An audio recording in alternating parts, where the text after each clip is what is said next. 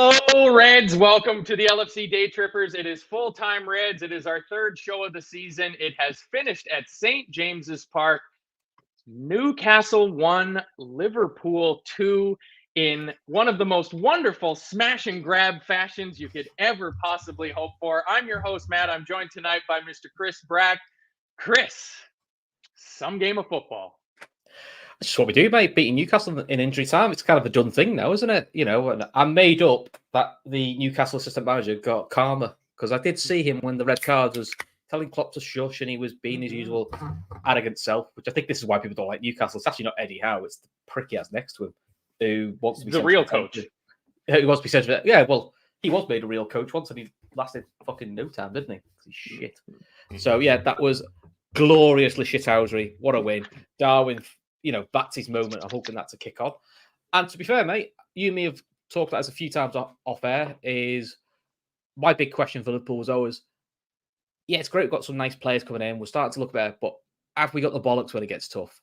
That's the big test for the team. It's all right beating sides. And have you got the bollocks when it gets tough? That's 2 games in a row now where Liverpool have been brilliant, but twice now, 10 men had to do something. And this one is a lot bigger win because Newcastle away. Newcastle don't lose many games at home. They're ahead. They know what they're doing to try and get a result. And all except for Darwin Nunez, the biggest compliment I give him is those 2 finishes was like watching Alan Shearer finish. And yeah, that is the biggest compliment you can. It was like, especially the first one, that was like watching Shearer hit a ball. It was ridiculous. Unreal. A fair play to Liverpool because we'll get into it. They were absolutely shite for the first half. Absolute dog turd. And to be honest, I was made up. It was only 1-0. But listen, they did what we've always wanted them to do when they're not playing well, is keep yourself in the game, keep yourself with a chance. Me and Kev were messaging each other and we just said, look, 10 minutes to go. Then you go for broke and go, fuck it. If you're going to lose big. But do it in the last 10 minutes. And look, rode a bit of luck. But listen, they made hay. And listen, big props to the manager because he's often criticised for his substitutions. I thought all the subs did really well. But shall we start with the lineup? Because that's where we normally like to go and go from there. That is normally where we start. Sorry, let me just crack my beer open. Sorry. Yeah, do not worry. We are going to get back to waxing lyrical about Darwin Nunez's exploits in this game. So lineups drop. Obviously, Ibu Konate had picked up a bit of a muscle injury in the week. It looks like he's now going to be out until after the international break, which is woohoo, Liverpool. Which did feel like a big deal until about the 33rd minute. Yeah. So we go with Alisson in goal, Trent and Robertson at the fullbacks. Joel Matip comes in alongside of Virgil van Dijk. What'd you make of the choices, Joel over Joe Gomez? Truthfully, I thought he'd have gone with Gomez just for his pace if we're going to carry on with this hybrid system because Joe can play right back and he's got more pace than Matip. But I think a stat came up from Andrew Beasley. I think it was last year. Van Dijk and Matip have played something like 8 games together where they played a full 90 and they'd won 6, drawn 2. So, he's quite comfortable with Matip. It's just as long as Matip didn't get exposed 1-on-1, which, to be fair, I thought we actually hid Matip's lack of pace pretty well. And to be fair to John, he did fine. The other question was, it was who's going to play through the middle. I wouldn't have minded seeing Darwin start. I'm a bit of a thing for he scored there last year, bit of confidence, and I don't think their centre-backs particularly like somebody who's big and pacey. I don't think that plays to their strengths. But listen, you can't knock Gakpo starting. He's played well. We've played him out of position for 2 games. It's a bit harsh to say we've played him position 2 games. We'll drop you now. So all in all, apart from probably I might have gone Gomez for Matip, but it's a bit of a flip of a coin. I was all right. Yeah, I was the same way. Personally, I would have opted for Joe Gomez, but I just pretty much dollars to donuts that Klopp was going to go with Joel Matip. It seems to be that he's third choice. Apparently, that's 8 years and counting now for Newcastle. Last time they beat us, they had Steve McLaren as their manager. Yeah, well, I do have some stats here for it. So it was the 50th appearance for Luis Diaz. Not his most shining of appearances for the Reds. Not his fault, to be fair to. Yeah, it was the first appearance from the get-go for Endo, who came in at the 6, and McAllister getting his first start in his preferred 8 position. But we were 13 league games undefeated against Newcastle coming into this, and our last loss at them was in 2015, pardon me. So there's your 8 years. Gini Wijnaldum scoring the winning goals. Really? Look at that. because the season after we bought Genie off them. We actually now, including last season, we're actually now on a run of 14 Premier League games undefeated. The longest run in the league. 11 wins and 3 draws. And that's since we put in this hybrid system, which, look, it's not perfect.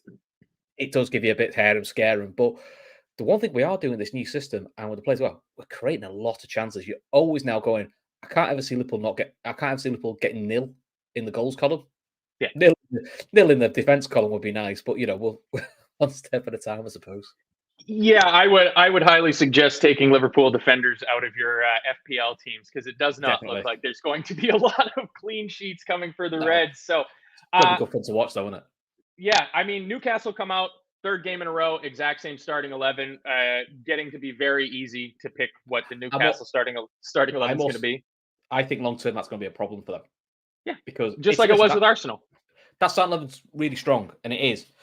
But when you start doing 3 games a week, you can't keep playing the same 11. I think Arsenal got the same problem, because Arsenal got away with it last year, because in Europa League, the draw they got, you could play kids and drop half your first team, so you don't really need to have that. But there's no way if they keep playing the same 11 regularly with only a couple of changes until Christmas, that team's going to fall over. Yeah, so this is where they're going to have to come on the bench. So listen, they brought in, Harvey Barnes is a decent option out wide, but I'm thinking midfield option wise, they haven't got. I don't think got as much depth centre as they probably need for a Champions League run. So I mean, Elliot Anderson and Sean Longstaff are pretty far chasm away from Bruno Guimaraes, Joelinton, and Sandro Tonali. So I would agree with you there. So we get into the game, and really the first moment of incident, 5 minutes in, Anthony Gordon bundles Trent in the back, no free kick. Trent slides out of bounds and lobs the ball back at Anthony Gordon and picks up a yellow card for time-wasting dissent. This way it's frustrating, because it is a yellow, because they've said this year they don't like time wasting. They don't want you throwing the ball away, showing lack of discipline. And I get all that, but I'm a bit like, they're too focused on like the nitty gritty, niggly things. How about the official gets the fucking foul right first? He's nearly put him into the fucking stand, and he's going, but you can't react to a horrendous decision. That's where I think it needs to be a bit more common sense, which probably, I think that's where Trent loses his head. And, some people's eyes, he's a bit lucky with the golden one. I don't think it's actually that much of a foul, but I think I was messaging you, which is, after you've just been booked, the crowd's up, a minute later, don't give them an option. Anything. Because you're just asking then, and listen, we all know Gary Neville was fucking getting all excited. He thought Trent might get sent off, but you kind of play into the game a little bit there. I thought with Trent's a little bit naivety, and he's vice captain now, so he doesn't really get away with that sort of level of naivety now. He's got a sort of big boy boots now, and play the role of the vice captain. And I think at times today he was mentality-wise a little bit lacking with taking responsibility. I think he just needs to wake up a little bit more, personally. Well, there's a very good chance he'll be leading the team out as captain against Aston Villa next weekend. So hopefully, there's 100% chance he's leaving now, because that's never getting rescinded, that red card. Yeah, well, we'll talk about that. That's never getting rescinded. No, I don't think so either.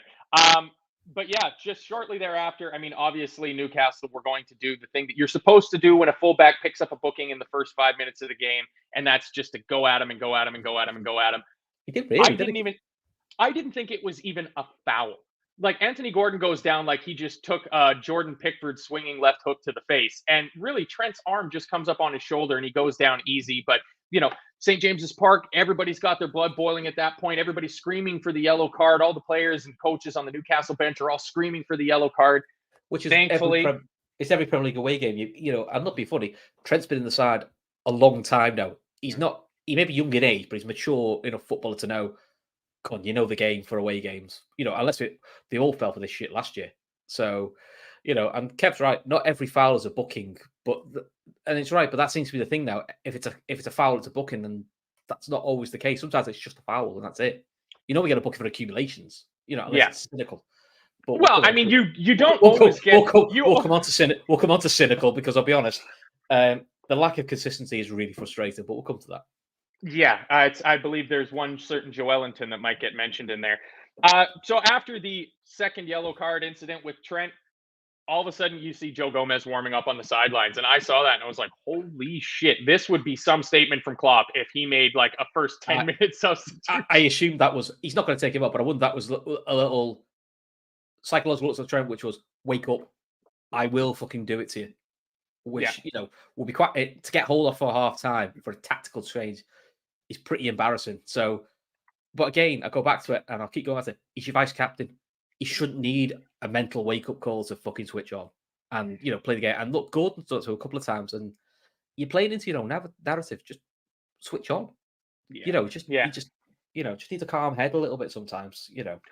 I mean, Really it ended up being very good in the sense that Joe Gomez was sent out to warm up at about 8 minutes because he was needed not too long there. Long after that, and we'll come to Joe Gomez. Not too long there after that. Luis Diaz has a great run where he absolutely skins Kieran Trippier, wins the first of what turned out to be a humongous number of corners we won today. We must have gotten at least 10 corners. There was a time in the second half we got about 5 in a row, I think.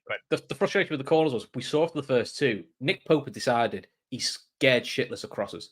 And he was flapping at everything. And then after the first two, we just stopped putting it under him.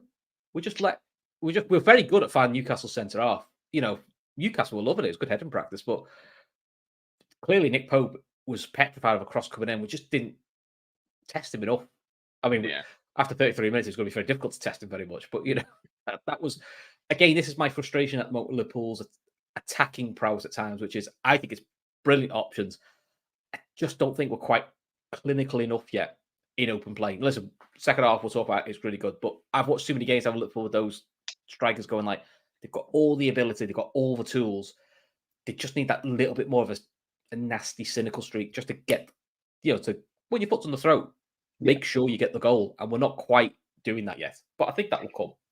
Yeah, Mo Salah had a chance to cut it on his left foot, pretty tame shot right at Nick Pope, and then shortly thereafter that, before we get into the two big talking points of the first half, Miguel Almiron has a chance to run at Virgil van Dijk, and Virgil looked like prime Virgil. He looked confident.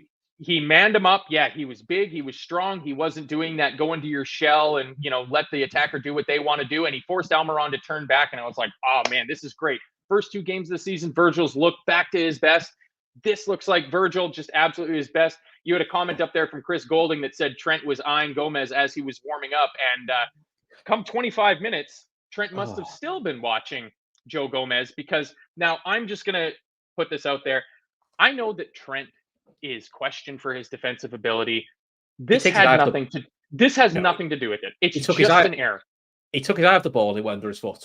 It looked very Steven Gerrard, Chelsea, 13-14. Right. The ball went under his foot. You know, it looked very similar to Saka. Do you know when Saka passed it back blind and straight to the Fulham attacker? That was not to do with defensive mistakes or systems or any bollocks like that.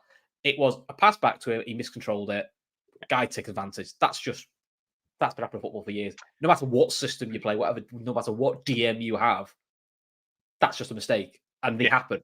It's just unfortunate for Trent. It was like yellow card, potential second yellow card, nearly getting threatened of being taken off. And then it's just like, it just followed him around for 20 minutes. You know, it was an avalanche of shit. Yeah, fair play to Gordon. It's a good finish. Because listen, Alisson 1-on-1 does what he does. You know, he's big. Best in the world. You know, makes it difficult. And look, to be fair to Gordon, it's a good finish. Really good finish. And you're 1-0 down, you're thinking, for fuck's sake. And I think I text Kev went, just what we need, another fucking gift. Because that's been my frustration with Liverpool is, if you get done by good play or things like that happens, there's too many of these gifts. And that's 2 weeks in a row now we've give a gift. And it's really frustrating. And the captain, the vice captain, if not generous. And the captain, the vice captain are both at the scene of these gift prizes, gift crimes, I would say.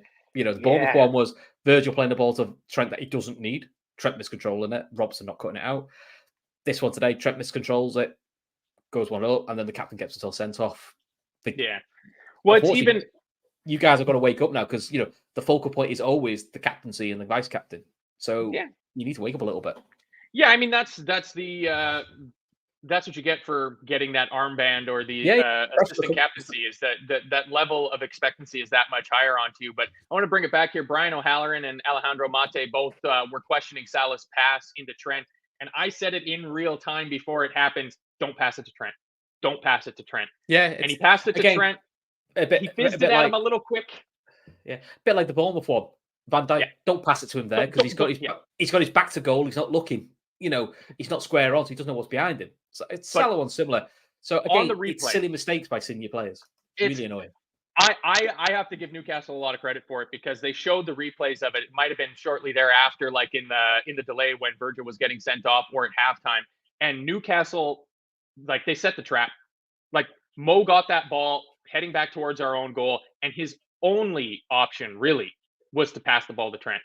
And it was a dangerous pass because Trent was going to be closed down the second that pass was made. So I give Newcastle some credit for that. And like you said, the bleach blonde Anthony Gordon gets in and an ex-Evertonian scores on Liverpool. And unfortunately, I forgot about this. They were saying he was released by Liverpool when he was a kid.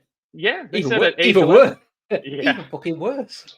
Well, I mean, hey, we've now got two games to draw from in terms of what happens when ex-Evertonians score against Liverpool, and it hasn't ended well in either of the last two games. But 2 minutes and 20 seconds was the official timing from the goal hitting the back of the net to Virgil van Dijk seeing a straight red card for a challenge on Alexander Isak on the edge of the Liverpool box. Chris, you are completely confident that this is 100% a red card. 10 days. 10 days. When I saw it, I went, he better have got the ball from the angle. The second angle they showed Carragher where he's behind Virgil, showing that it looks the angle to me that he gets his ankle and then he gets the ball. Which I went, well, if he gets his ankle, it's ball, it's a foul, and I believe that comes under I call it last man, which I've realised now is really old school because you don't call it last man anymore. Denying goal score opportunity because, and you may have this debate in a minute. If he doesn't clip him, he's at least getting the ball to get into a position for a shot, which is a goal scoring opportunity. Doesn't mean he'll score, but it's a goal scoring opportunity. The frustration is if he does that a yard later in the box, it'll be a penalty and just a yellow because he's then not, because you can't have double jeopardy. You can't give a red card and a penalty because unless you've like volleyed him in the air. Mm-hmm. So for me, it's a bit lazy by Van Dijk. After we were saying like Van Dijk looked prime Van Dijk earlier. I don't know why he doesn't just do what Van Dijk goes, which he comes across that quick like that and just shows them the sideline, goes like, try and beat him on the outside. If you can, great. But otherwise, I'm not letting you cut inside. It's a tackle he didn't need to make. And so when the ref sent him off, VAR is never overturning that.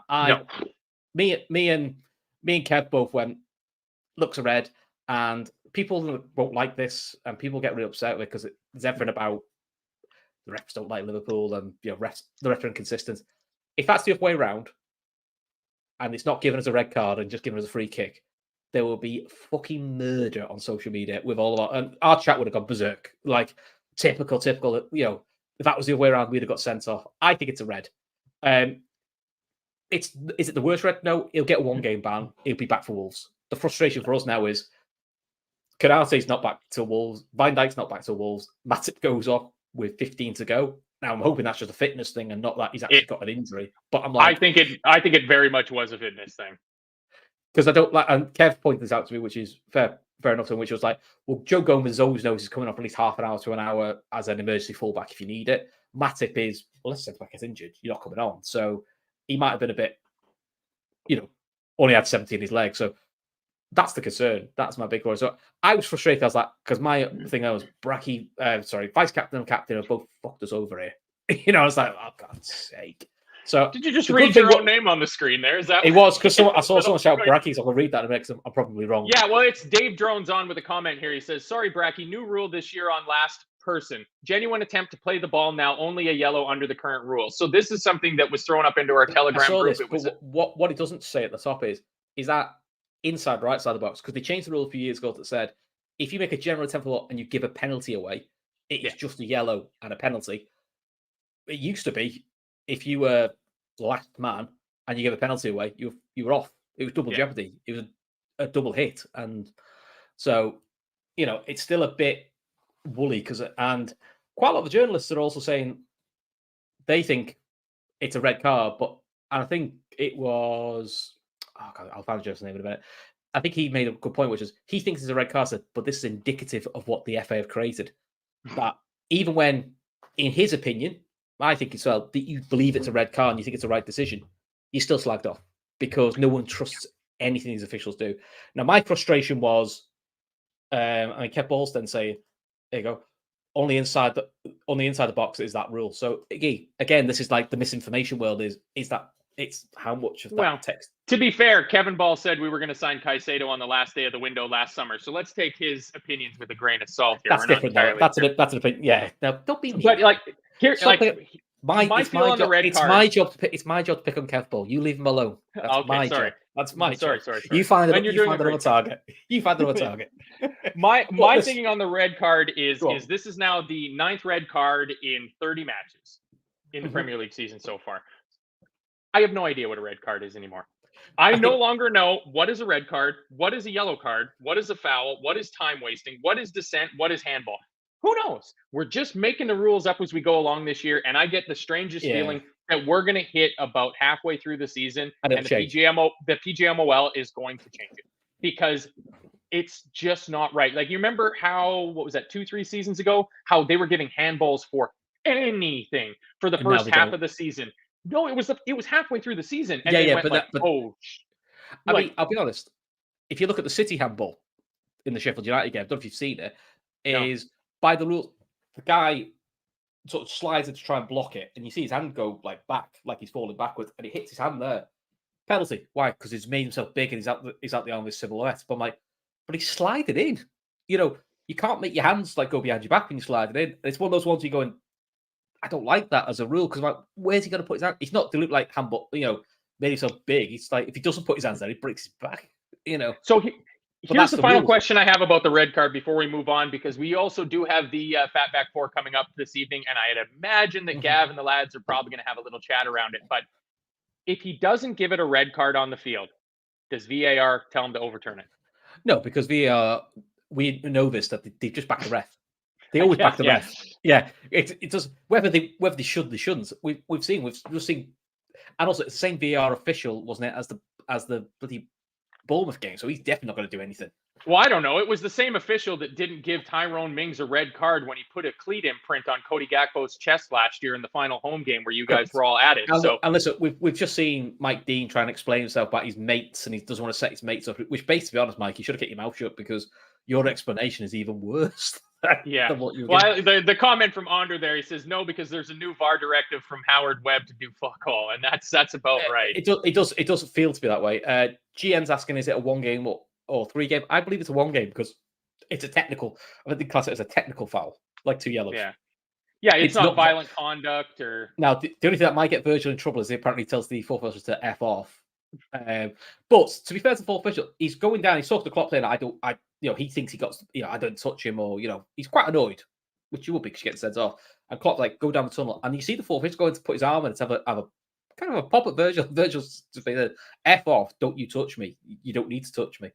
But then we obviously then had the reaction of the Newcastle assistant manager, who is synonymous because he's got his own. Have you seen the Twitter account that's been made for him? I am aware of his Twitter account. I don't use Twitter, but I've heard about this. This Twitter account was it's just him in the center, because basically he's trying to get center stage, which is hilarious. And also, Klopp he's effectively the manager, isn't he? Well, Klopp had a dig about him, didn't he, when they said like you're only allowed now 1 coach in the technical area at a time. He goes, well, that'll only be a problem for Newcastle. Not having to go Eddie Howe, because just that guy stood next to him. It's like a shadow. Yeah. He is. Yeah, so it's like Middlesbrough. Yeah. No, we're not jumping to halftime. Are you kidding me? Gomez comes on in the 32nd minute for Diaz. I wrote down, be a miracle to get anything from this now at 33 minutes. So we'll circle back onto that in a little bit. 35 minutes, though. What a save by Alisson Becker. Oh, yeah. My God. We were not skipping over this. Strong candidate for save of the season. Like Almiron, the ball falls to him. He's 14, 15 yards out, unmarked, and he leathers the ball. And Alisson gets a strong wrist to it. This is the one where you think it's going to go bar in. Alisson's mega. It'd be replayed on Sky all season. All of the season, what a goal. The save to tip it onto the bar is amazing. But as he lands, he cracks his hand up quick because he realizes if it hits him, it's going to go in anyway. It's going to backspin in. It's a brilliant double save, because one onto the bar and then the reaction to push it wide.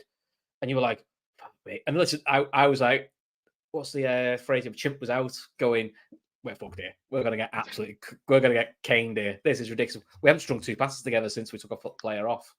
And we didn't for about another half an hour. Speaking of Gomez, were you happy with Diaz going off? Because we saw in our Telegram chat a lot of people were upset with Diaz going off. My thought was he's going off for two reasons. One, Gakpo in general is better at keeping the ball, and he can drop it. He can drop into the midfield, and we know we went off the Bournemouth game with a knock, and with what happened with Canata, which was, I think his knock or his muscle strain came from having to play a long time with 10 men. I can't do with Diaz. I wonder if Klopp went, he's only just come back from a niggle. He's back from a long-term injury, playing with 10 men, a lot of running, probably not for him. And a little bit where people are looking at, he's not going to take something off.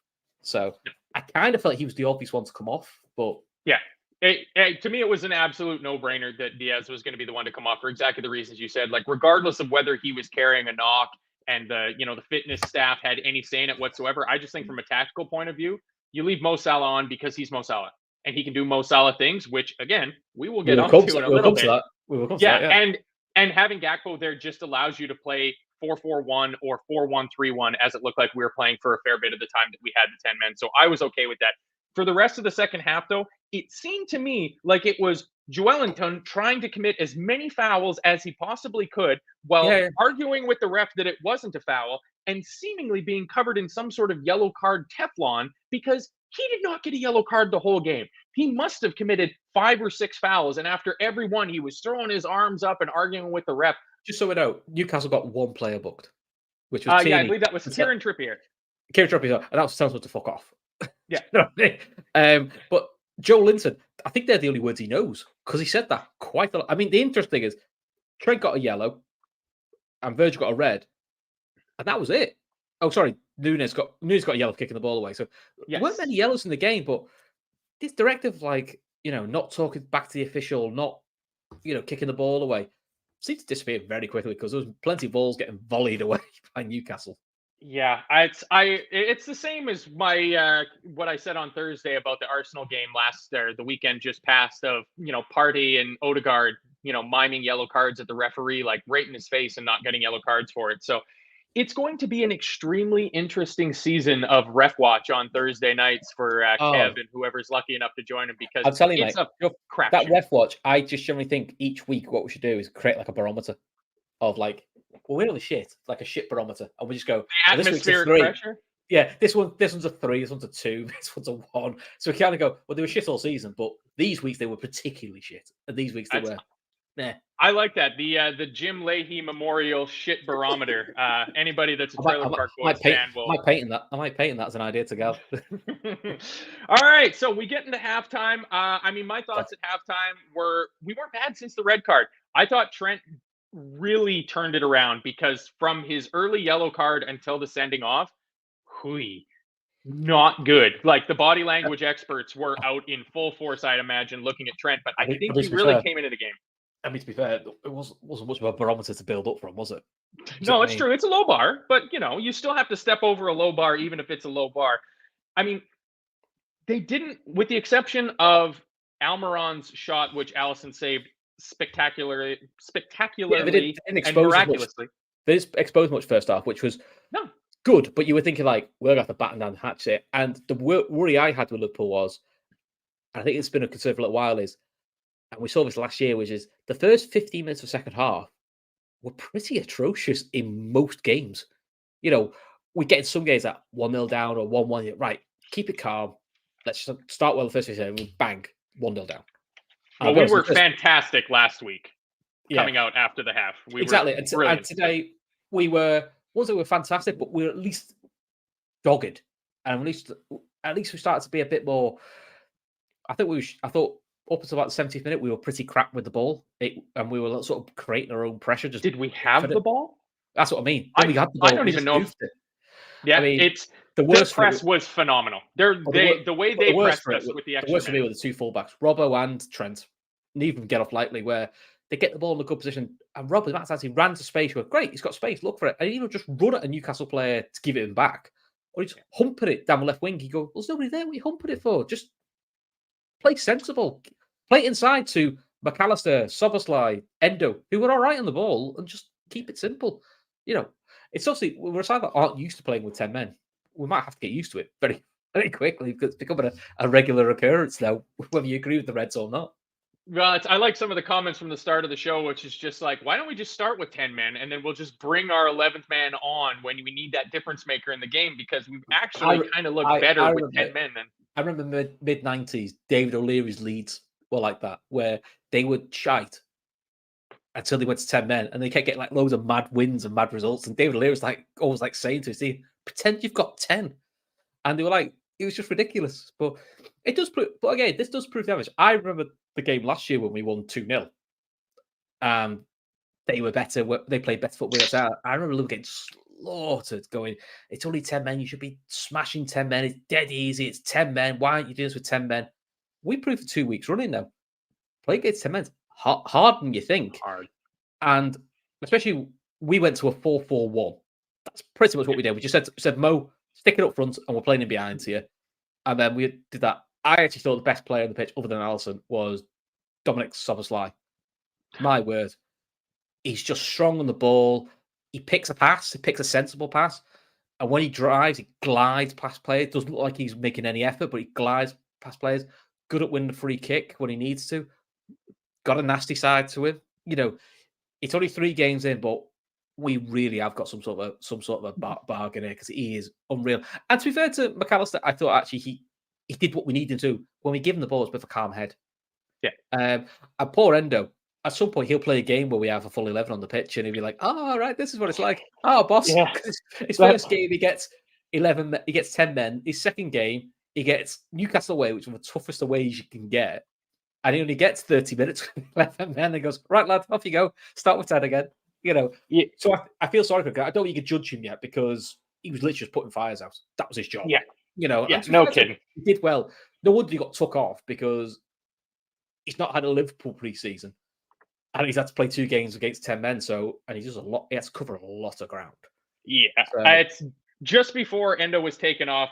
Bruno Guimaraes just absolutely turned him inside out in the middle of the park, and then Anthony Gordon just wastes a chance there. And I mean, we were so under the cosh. Just circling back quickly on to Szoboszlai, the biggest thing for me is, what were we all screaming out for from our midfield last season? Legs. Legs. That guy can run and run and run. I believe he was up at the top of the lactate test in preseason. He was. Well, it shows. Yeah, but also, to be fair to Endo and McAllister, they're probably not seen as the most athletic. They're certainly not the quickest, but they cover some ground. Yeah.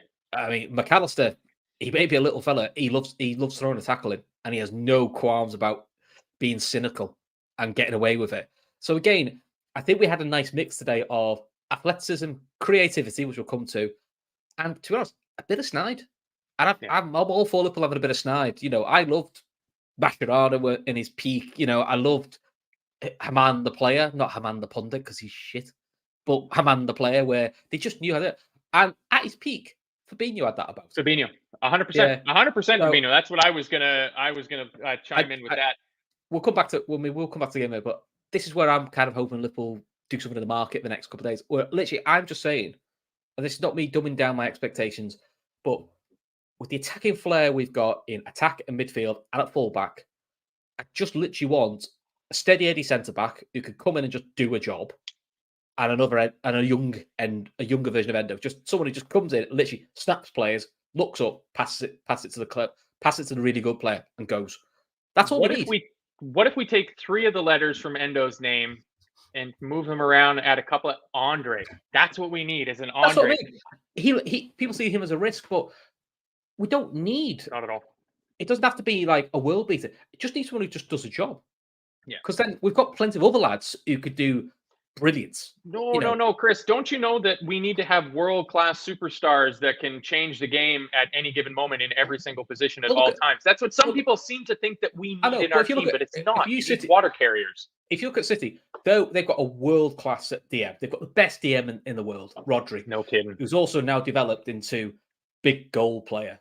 Yeah, he took Gundogan's boots apparently when he left the club. Yeah, but who's their backup to him?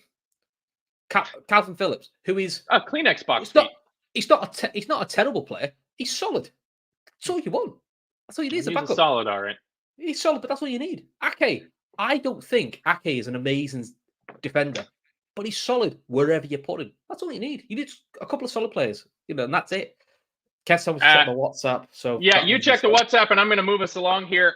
Just before we get to what I think is the turning point of the game, I'll give a shout out to Trent Alexander-Arnold. Newcastle have a bit of a break. I believe it is Trippier coming down the right wing. He whips a ball into that corridor uncertainty, and Trent is right where you want your right back to be, covering, kicks the ball out for a corner for Newcastle, and then we start ringing the changes. So the first changes come on 58 minutes. We get Harvey Elliott and Diogo Jota coming on for Wataru Endo and Cody Gakpo going off.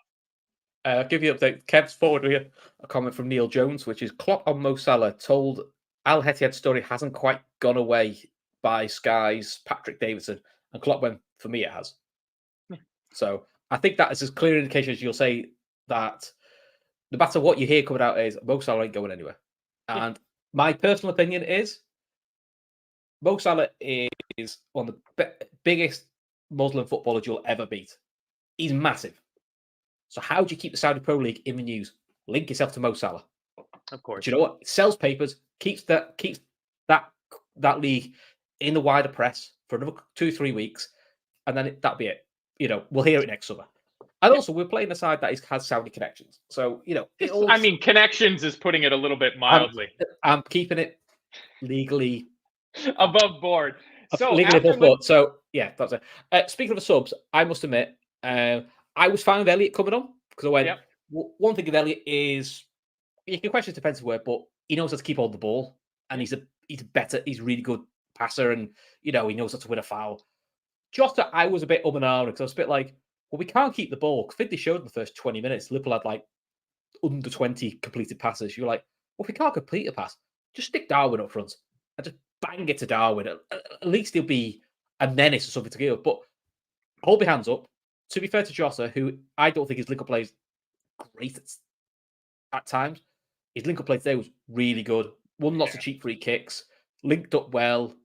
It gave Robertson a bit of cover. To be fair to Jota, he did really well. And he's very unlucky not to be in the starting 11. Which is a nice place to be when you have someone that good. So fair play to Klopp. Both his subs, they made sense because, let's be honest, Endo was knackered. Yeah. And who else came off? Who came off for Gakpo came off for Jota. Who again looked knackered. So to be fair, they both made sense. The subs who came off. So yeah, especially with Gakpo trying to both stretch Newcastle when the few rare opportunities where we had the ball. He's trying to drive forward and see if we can get something going on the front foot, and then having to run all the way back to get into that second bank of 4 when we're trying to not have the game get away from us. But we make the subs, and I feel we really kind of came into the game a little bit. Like we started getting a series of corners. Like there was 4 corners in about 2 minutes. Now the delivery on all of them was absolutely terrible. It went right to the first man and was headed well clear. But we were at least getting our foot on the ball because around about the 54, 55-minute mark, there was one point where Newcastle had 7 men within 18 yards of our end line. And they were pressing the absolute life out of us. Like Allison is standing on the touchline. He's feeding it along. Eye of the needle pass to Joao Matip, who's standing by the corner flag. And there's 3, 4, 5 Newcastle players around. And it was just like, you're watching that and it's like, this is bad. Like we can't get our foot on the ball. And when we get our foot on the ball, we have no outlet. We're not hoofing it long to anybody. All we're doing is kicking the ball to Burn, Botman, or Cher. And they're recycling it and they're coming again and again and again. I was getting really pissed off because me and Kev, obviously, we messaged. I think I messaged you as well, going like, look, we showed a lot of bollocks to keep them at bay because, I'll be honest, in the second half, apart from the Almiron run, which hits the post, which is a great run, and, it would have, Allison 8 saved it would have been a wonder goal. You sort of going, we kind of kept them to quite arm's length stuff, which is good.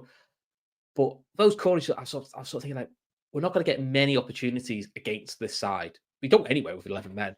So deliveries have got to be better, especially the deep free kicks we had where Robertson and Trent were taking them, which, to be honest, we just basically just give Nick Pope a goal kick where they go, yes, try again, bring it backwards. That's where I got annoyed with Trent. Defensively, second half, he got much better, as did Robertson. But distribution-wise, they were just both the fullbacks in an offensive sense were poor today.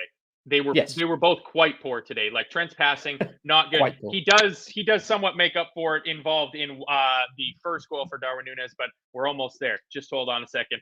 71st minute, Newcastle makes their changes. Barnes, Wilson, and Longstaff. Timmy come on for. He just looks like Timmy. I'm sorry. Every time I see him, he just looks like Timmy from South Park. I'm going to say it every time. Anthony Gordon, Alexander Isak, and Sandro Tonali go off.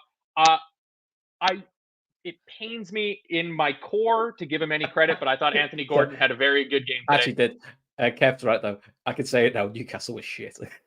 They certainly weren't a team that has had hundreds of millions in the transfer market over the last 3 windows put into it. As it stands now for Newcastle, and this is the reality, which Newcastle fans won't like this, but let's go here. You played Villa, who played into your hands, and you smashed them 5-1. Fair play. You played Man City, who are the benchmark, and you played Liverpool, who are someone that you picked to top 4, but someone you're going to be in the hunt for top 4 again. Both games, especially second half of Liverpool, you found severely lacking. Yeah. Because outside of that Almiron shot that hit the post, was anything else difficult for Alisson? Was anything else like a really oh wow, they're going to score? I was tense watching it thinking at some point they're going to break us open. More because I thought Liverpool would make a mistake. And nothing didn't really happen when you watch it back. You're like, nothing really happened. Yeah. Well, shortly thereafter, they make their changes. There's a long ball that gets hoofed into the box. I'm pretty sure it was by Trent, and it's coming down for Diogo Jota. And Kieran Trippier just shoulder checks him in the back. Like, Jota has ball position. And Trippier just bundles him over. You get mad at it because at this point, I was thinking literally the only way we're going to score is a cheap penalty or a free kick on the edge of the box that somebody slams into the top corner. So that not getting given. Sorry, Matt, you're getting questioned here. Apparently Tuchel is Timmy from South Park.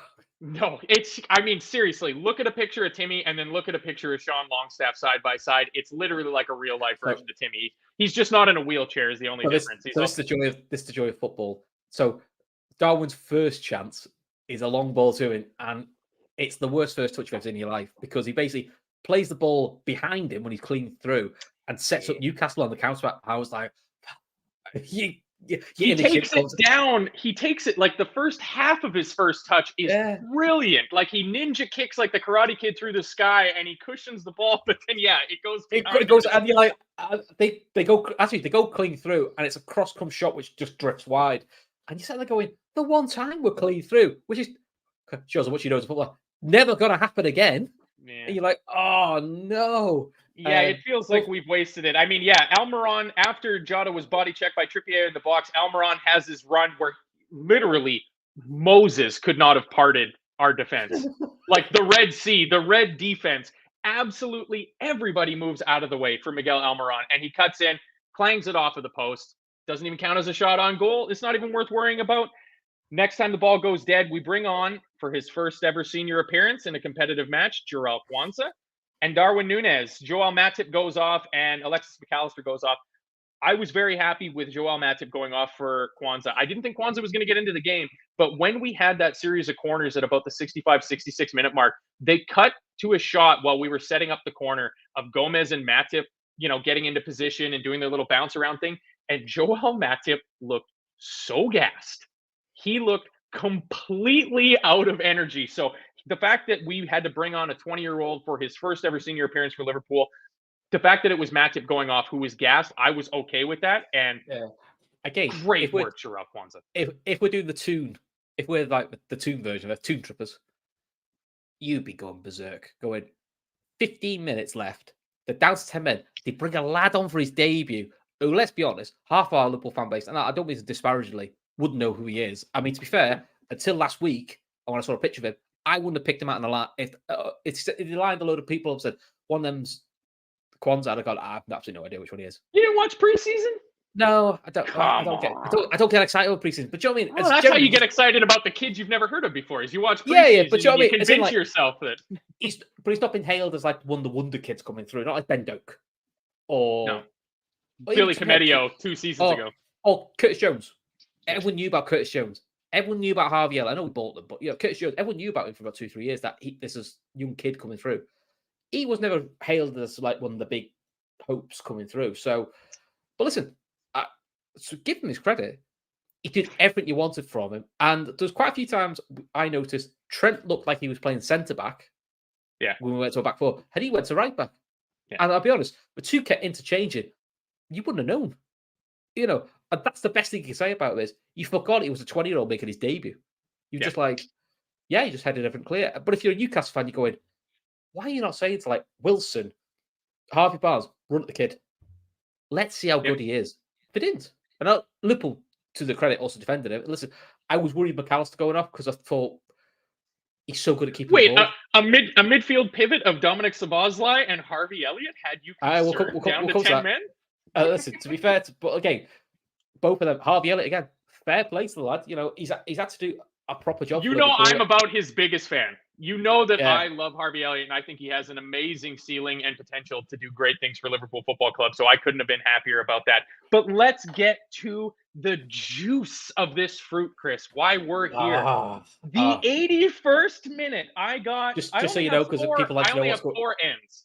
Just one second. On Darwin. Because people want to know what's going on in my personal life. I'm definitely sleeping in the spare room tonight because I pretty much screamed the house down. One cat bolted up the stairs. The other one's hid for a bit. My daughter literally just picked her head around the corner and went, Gabba, we've scored. I went, yeah, great. Okay. And my wife just sat there looking at me, shaking her head. So, you know.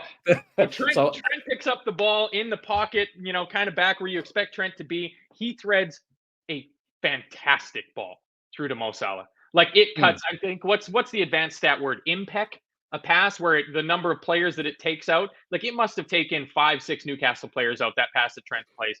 Mo lays it off to Diogo Jota. Diogo's pass to Darwin, not the best. He pretty much picks it right.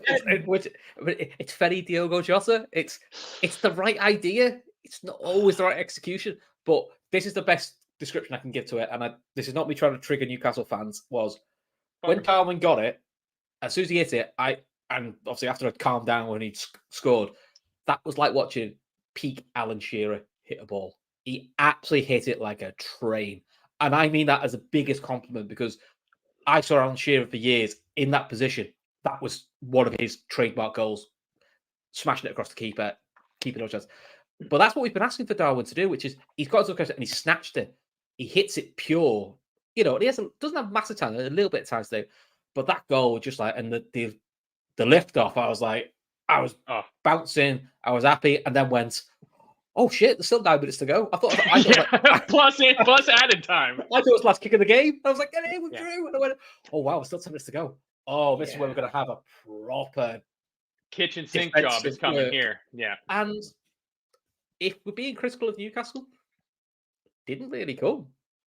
Liverpool went deep, went compact.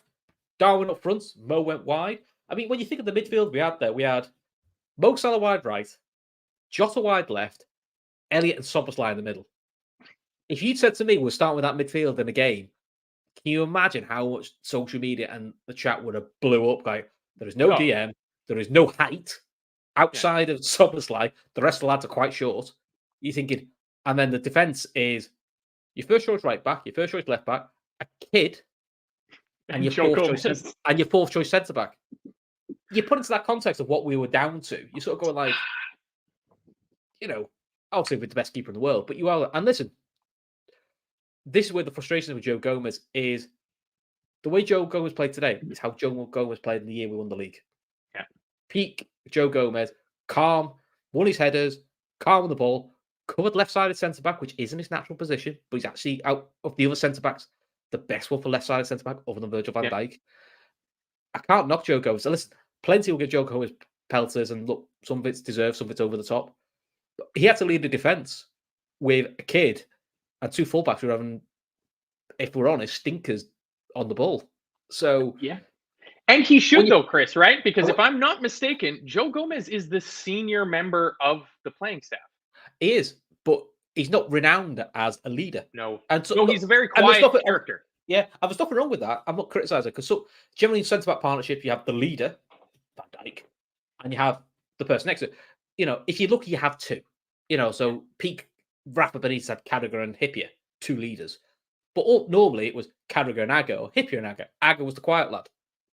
You know, you look at peak Chelsea. Yeah, you look at peak Chelsea. John Terry led that side. You look at peak Man Paulo United. Carvalho. Yeah, look at peak Man United. Whether people like it on, whether Rio Ferdinand likes to hear it, fucking Vidic led that side. Rio Ferdinand was the nice one. Vidic was the core of that side. That's what you need. Vidic didn't lead him when he was playing against Fernando Torres. No, but if you know what I mean. That. So yeah, Gomez did a lead by example, which is great. Yeah, well, I mean, I would say Sven Botman had about the worst 5 minutes of his English football playing career because not only did he look like a baby fawn on ice when the ball from Diogo Jota towards Darwin Nunez came in and it ricocheted off him 3 times and fell perfectly into the path of our beautiful man-bun Uruguayan, but then shortly thereafter, he's in the Liverpool box and he goes down injured. So Elliot Anderson had come on for Joelinton, who again somehow miraculously escaped without getting a yellow card, and I have no idea how that's even possible. But at this point, I was really, really, really liking how Darwin and Jota were working together. They were giving us a relief valve that we hadn't had pretty much since the yellow card or since the red card had happened.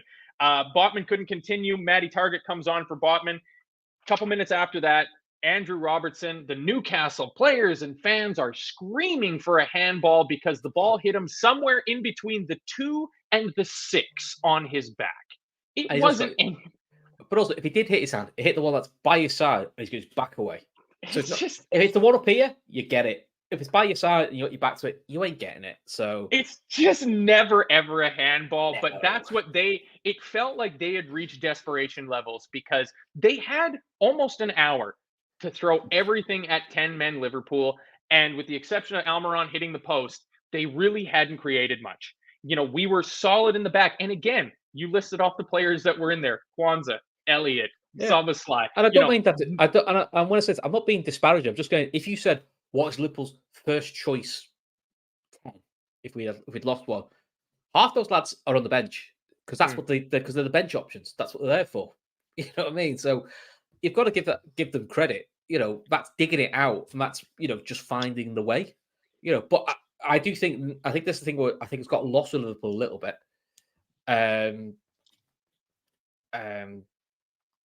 We could question defense, we could question defensive midfield, and I do think that is a problem.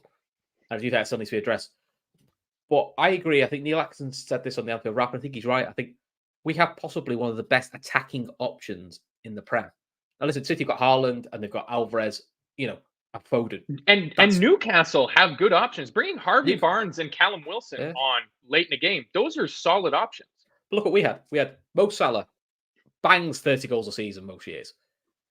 Gakpo, we've now seen it, is the new Firmino false 9, can bang goals. Jota, when he's fit, is a 15-goal season striker.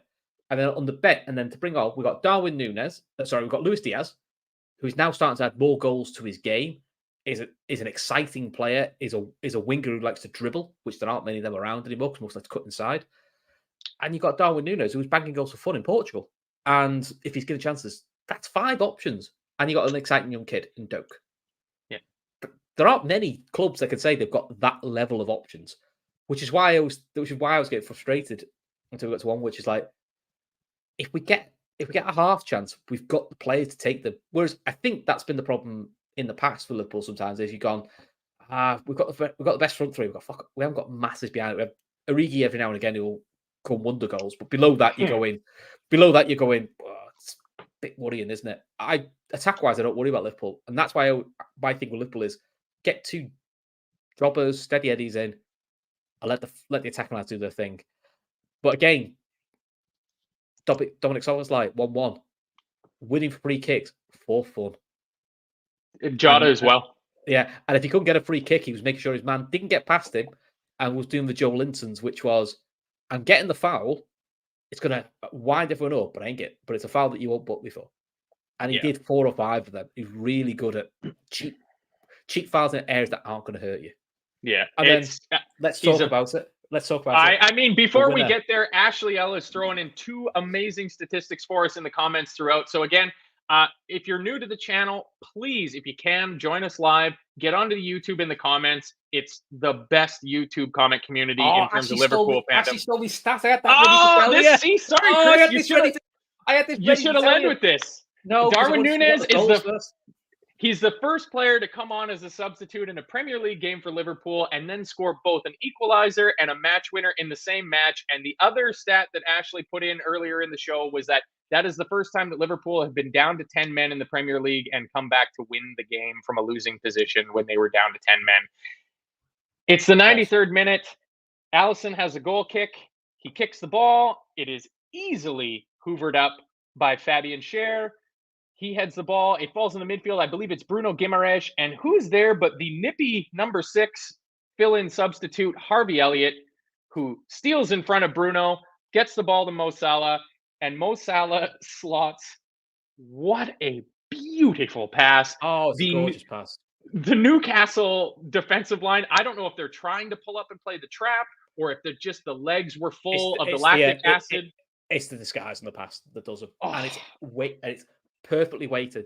And I'll be honest, I think this is better than his first goal because he has time to look, take a touch. And this is the thing. This is the criticism of Darwin, which is he doesn't have to think. It's instinctive. He's brilliant. There's no instinct here. This was a plan. Stop. Look, 93rd minute, away from home, chance to smash and grab this. And it's an identical finish to the equalizer. And Nick Pope is the top goalkeeper. He is a top keeper. He's got and nowhere a tall near bastard. Yeah, I know. He's getting nowhere near that. And it just went off then. And the glorious part of it is there is a picture of Jurgen Klopp telling the assistant manager to shush, which will boil piss everywhere. And I absolutely am all here for it. But you know what? What goes around is all around, Chris. But for Newcastle, I'm telling you now, you've got only yourselves to blame. With 10 men, you did not pull Liverpool out. This is Liverpool side that, let's be honest, don't defend very well. And actually, with 10 men, defended better than with 11, which is batty. The only worry we've got now is I have no idea what we're going to play against Villa. Oh, I'm sorry. There's the comment of the night right there. Madge Apple says Darwin beats Pope. Love it. Absolutely love it. Yeah, there are questions to be asked about what's going to be the approach for the next game because Aston Villa, I mean, I think you can take that first game against Newcastle and just throw that in the freak anomaly bin for Aston Villa. Between losing Mings and trying to play a high line with defenders who look like they had never met each other before that day, they got slaughtered by Newcastle. But since then, Aston Villa have been good. But aren't they a bit like Newcastle? As in, they played a good side. Newcastle got humbled, had a bad night. They played Everton, who will be in a relegation battle. Played Burnley. So you could beat what's in front of you, but what do you like from the side that you're going to dominate? Now, listen. I think Unai Emery has gotten a tune out of that team. I mean, John McGinn looks like... The RB's a signing, though. Hey, that was my call for player of the season, baby. I think he's going to be the surprise package in the Premier League. He is absolutely dynamite. Ollie Watkins is probably the most valuable player in the league. I think if you take Ollie Watkins out of that Aston Villa team and you put him into any other team into the bottom half of the Premier League, whatever team Ollie Watkins goes into, they're no longer anywhere close to a relegation fight. Like, he is absolutely gravy. They got good defense. They got good midfielders. They got good, tricky, quick attackers that know where the back of the net is. Aston Villa is... I'm amazed. Listen, it's because you work with them and it's probably got him. I can't believe that a club higher up in the table than Aston Villa didn't go for Pau Torres. Yeah. I think he's really good. I'm surprised. He would get into quite a lot of the top 6 sides. Traditional top 6 sides comfortably. He's a really, really good defender. He's a left-sided center half, so I mean, there certainly would have been a spot for him on Newcastle or on Liverpool's roster, that's for sure. But listen, if Liverpool signed Pau Torres, you may have gone, box centre back. Yeah, you wouldn't have batted eyelid. You go. Yeah, exactly. There's that possible issue boxed off because, and I mean, how many games is Virgil van Dijk going to miss? Oh shit! Well, he's missing the next one, so there's some questions to be raised there. Jarell Kwanzaa to start against Villa. How about that? Let's go absolutely ridiculous. Sure, he might have to. It depends what. I think Matip will be fine. He'll be fine. Hopefully. You put him in a back to tank for 6 days, and he'll be fit, firing, and ready to go. Well, unless by next week we've got a new centre back and new DMs signed. You never know. Hey, that's there's a Thursday transfer deadline window Premier League week in review referee idiot watch show that's going to be an absolute banger. I'm imagining I think transfer window closes on Friday. Doesn't Friday the 1st. Shit to giggles. We should just do the last time of the transfer window. We could have some fun with that. Wait, the transfer window closes on Friday? Right, the first. Oh, yeah, get a show going. We'll all get some cans. I don't have to Yeah. work on a Saturday, so that sounds like a real good Just fun time. You being Kev, we can have a giggle. Yeah, there you go. Liverpool, about Liverpool not signing anyone, and we'll just go. Well, let's see what happens. Kev All saying right. Van Dijk won this 3 games. I don't think he will. I think it's only 1 because it's not violent conduct. Yeah, he's a negative Nancy, that Kev O'Sullivan. Don't believe a word he has to say. It's only going to Yeah. be 1. We're going to get out of here because we've pretty much gone through the majority of the minutiae of the match, and we do have the Fatback 4 coming up in a whopping 2 hours and 12 minutes. So everybody cans in. Yes, exactly. You got a couple hours to take the dog for a walk, get a bite to eat, grab a couple more cans, and be back here for Gav and the fellas. Just watch all the Newcastle highlights and watch everything to do with this Newcastle game, which there'll be loads of highlights. They're great. Yeah, there's got to be a Newcastle Mark Goldbridge, I imagine. That just watch Mark Goldbridge because it'd be devastating anyway. I mean, to be honest, I'm hoping Sky release that they don't seem to do it as much now when the results aren't what Gary Neville wants. Watch Gary Neville's reaction because, to be honest, I've never heard a man so heartbroken. Oh, by the way, it's the first time I've watched the game with Peter Drury because I was in a pub watching the. I wish I had Peter Drury. Oh, Peter Drury! It's such a breath of fresh air.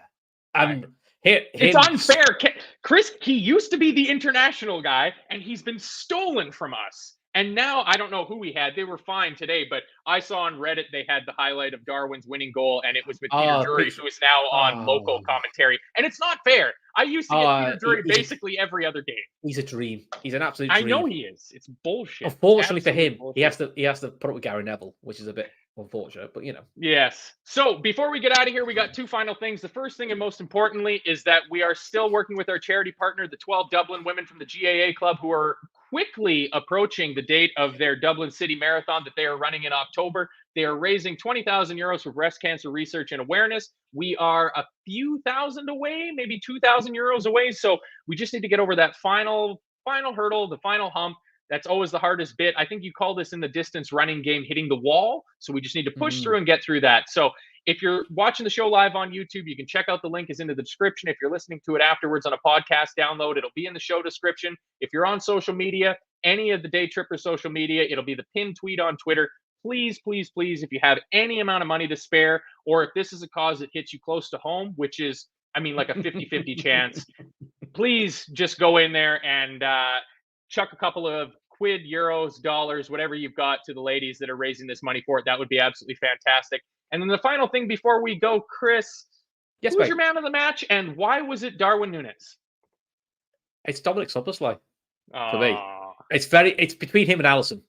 Listen, Darwin's the winner. I get that, but based on the full 90 minutes, it's Ali or Szoboszlai. I'm just going to go for Szoboszlai because he's the new guy. I think because I just expect brilliance from Ali, but I'm going to go with Szoboszlai. I'm assuming you're going with Darwin. Well, I think it has to go to Darwin. Just when you come on as a substitute and you're down to 10 men and you score 2 goals to end up with the most amazing smash and grab you've ever had, and you're like, well, at least this season. Yeah, this is Liverpool we're talking about.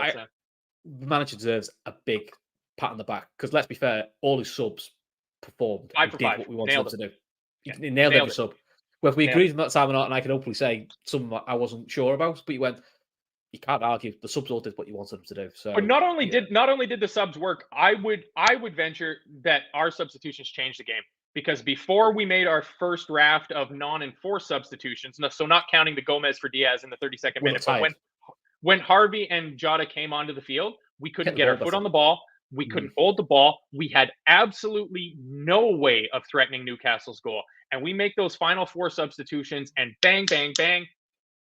Get in, baby. So, yes, but I think Alisson is an absolute shout-out because if that ball from Almiron goes in, if Alisson doesn't make that save, then we're talking about a completely different ball game. That's how much of a knife edge this game was. I mean, listen, we were a knife edge away from doing that one of those shows where we go, that's 4 points from 3 games, 2 different ways. That's not that bad, Chris. It's okay. It's not great, but it's where now you're going, oh, look at this, 7 points, 2 difficult away games out the way, and we're only, with 7 points. I'd said at the start of the season, if we could get 10 points from the first 4 games, that's a great start. That's all you need. Well, we're on the march for that, aren't we? On course, right? So, yeah. And our first 4 matches, 3 of them, those are pretty tough games because, I know there's a few other people out there. Neil from the Anfield Rap is a big proponent of think about the league in 2 parts.